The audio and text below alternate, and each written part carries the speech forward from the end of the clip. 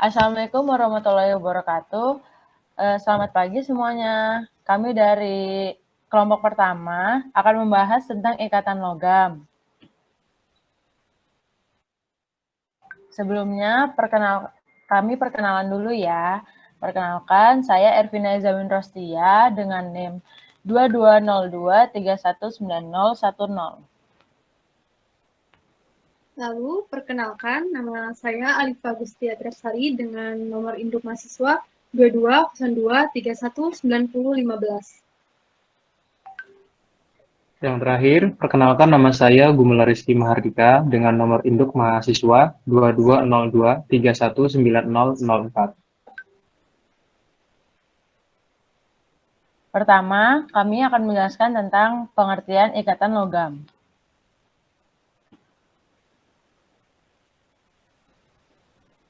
Ikatan logam adalah logam yang terjadi antara unsur-unsur logam.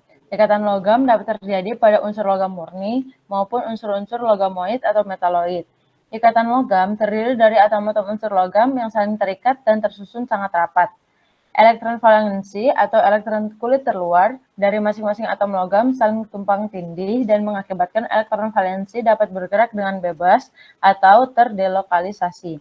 Elektron valensi yang terdelokalisasi tersebut terus bergerak ke sana kemari membentuk suatu keadaan yang terbentuk dengan laut elektron, sehingga dapat dikatakan bahwa atom-atom dalam logam saling berbagi dan menggunakan elektron valensi secara bersamaan. Elektron yang bergerak atau terdelokalisasi menghasilkan gaya tarik-menarik yang kuat bebas dalam logam. Semakin besar elektron yang dilaporkan, maka semakin meningkat pula muatan positif dan elektron terdelokalisasi, sehingga antar logamnya akan semakin kuat. Berikut adalah ikatan logam. Baik, selanjutnya adalah mekanisme ikatan. Pada dasarnya, ikatan logam terjadi akibat adanya delokalisasi elektron yang senantiasa berpindah-pindah, karena kondisi elektron yang tidak mempunyai posisi tetap pada atom tertentu, tetapi berpindah-pindah dari atom satu ke atom lain. Kemudian terjadilah proses saling meminjamkan elektron atau juga sering disebut sebagai model lautan elektron. Ikatan logam terbentuk akibat adanya gaya tarik-menarik antara muatan positif dari inti atom logam dan muatan negatif dari elektron valensi yang bebas bergerak dalam fisik kristal. Kekuatan ikatan logam ditentukan oleh besarnya gaya tarik-menarik antara ion-ion positif dan elektron-elektron bebas.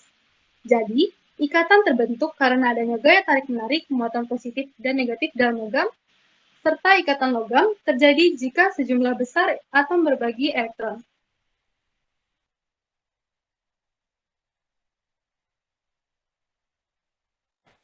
Berikut ini adalah contoh ikatan logam.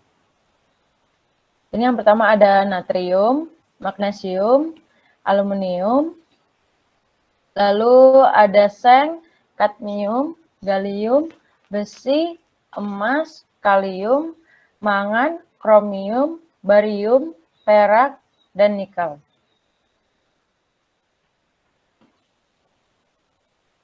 Lalu selanjutnya ada pengaruh ikatan pada material. Ikatan logam mempengaruhi materialnya karena memiliki sifat sebagai berikut. Nah, yang pertama, yaitu memiliki titik didih dan titik leleh yang tinggi. Ikatan logam memiliki titik didih dan titik leleh yang kuat dari elektron-elektron valensinya yang terdelokalisasi, sehingga dibutuhkan energi yang besar untuk dapat mengurai kuat logam. Hal tersebut membuat logam memiliki titik didih serta titik leleh yang tinggi. Nah, yang kedua yaitu adalah kelenturan. Ikatan logam yang terbentuk dari laut elektron dibuat memiliki sifat lentur, sehingga logam dapat ditempa, dipipihkan, dan dibentuk tanpa hancur seperti saat kaca ditempa oleh palu. Struktur atom logam tidak retak atau rusak saat ditempa, melainkan hanya berubah bentuk, seperti contoh, yaitu peniti. Peniti kan mudah dibentuk atau dilenturkan, karena pada logamnya saat dilenturkan yang bergeser hanya kation-kation positif, tetapi tidak sampai terputus karena kation-kation tersebut selalu dikelilingi oleh elektron. Nah, selanjutnya adalah yang ketiga, konduktivitas listrik dan termal. Ikatan logam memberikan sifat konduktivitas atau membuat logam dapat menghantarkan baik listrik dan panas. Hal ini karena adanya lautan elektrovalensi dalam logam. Elektron yang terdelokalisasi tersebut dapat bergerak bebas membawa panas atau listrik dari satu sisi ke sisi lainnya. Yang keempat, duktilitas. Duktilitas adalah ukuran kemampuan logam untuk menahan tegangan tarik setiap gaya yang menarik kedua ujung material menjauh satu sama lain. Logam memiliki sifat duktilitas, yaitu ia dapat menahan tegangan tanpa mengalami kerusakan. Misalnya, logam dapat ditarik maupun diregangkan tanpa putus. Dari pemikiran, hal tersebut dikarenakan atom tunggal atau seluruh lembarannya melewati satu sama lain dan dapat melaporkan seperti sedia kala. Yang terakhir yaitu berkilau. Hampir semua jenis logam terlihat berkilau atau mengkilat. Hal tersebut dikarenakan lautan elektron valensi yang memantulkan foton atau partikel cahaya yang mengenai permukaan logam. Yang kelima ada contoh material.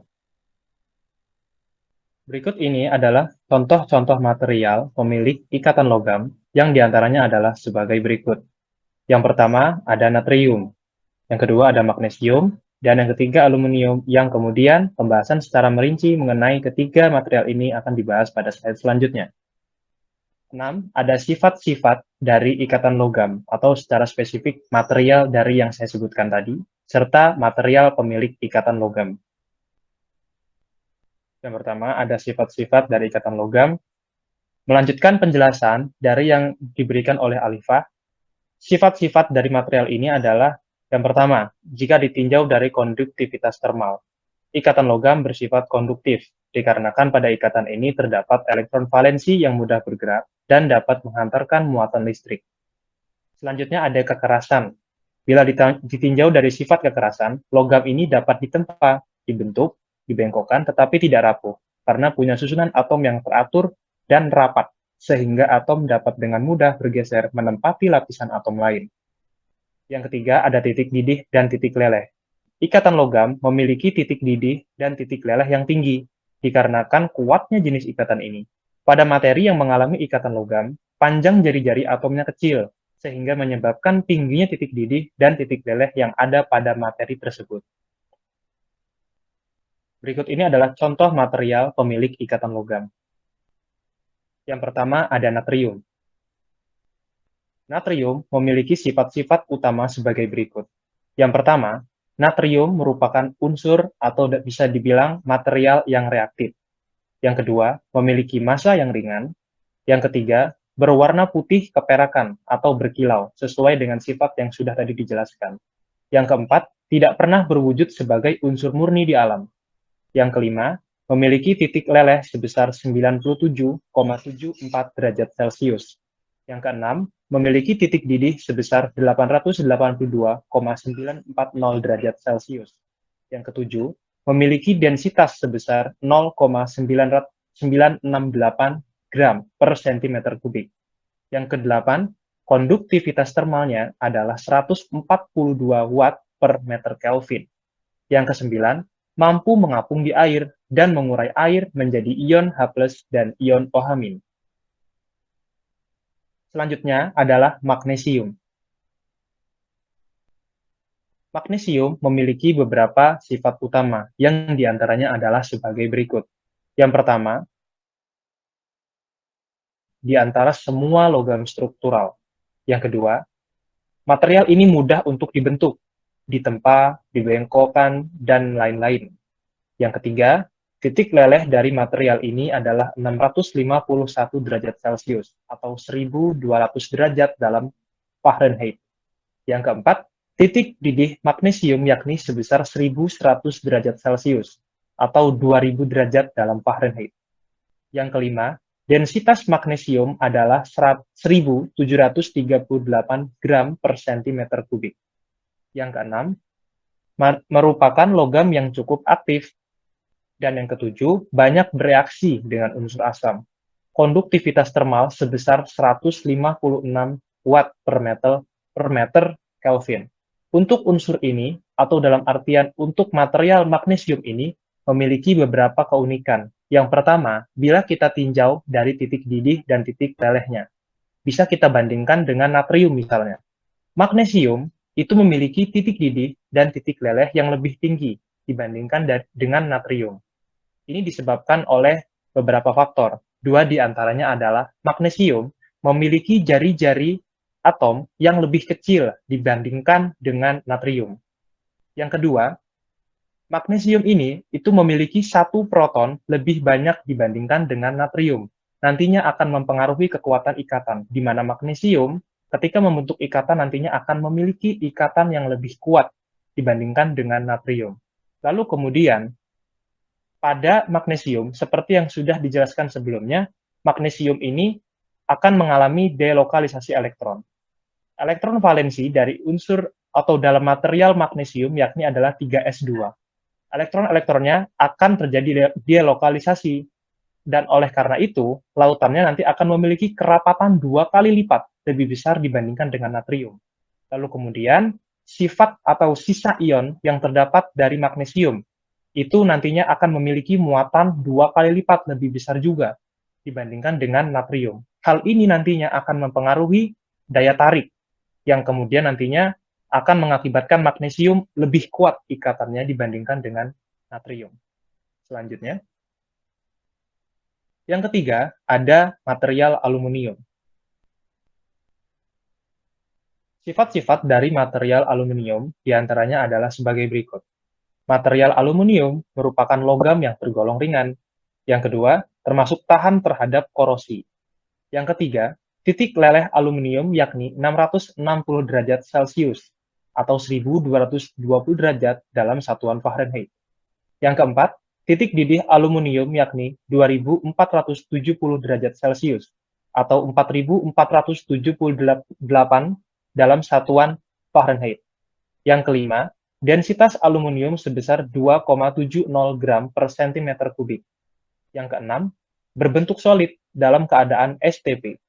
Yang ketujuh, pengantar panas dan listrik yang baik. Yang kedelapan, memiliki konduktivitas termal sebesar 222,706 watt per meter derajat Celcius.